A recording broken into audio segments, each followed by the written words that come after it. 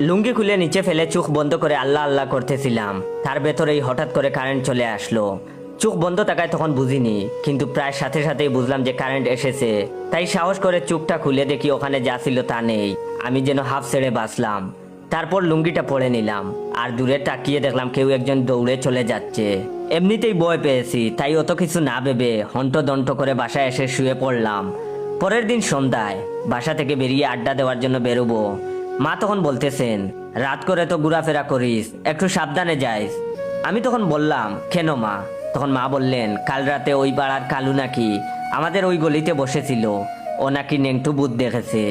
আমি অবাক হয়ে বললাম, কালু? মা বলল, হা, বেচারা খুব ভয় পেয়েছে, কাল রাতে নাকি ওকে পানি ঢেলেছে। ভাইরে ভাই, শেষমেশ দেখি আমি নিজেই ভূত হয়ে গেলাম। আমার রিয়েল পেজ ইওর জয় 420 কে ফলো দিয়ে রাখবেন।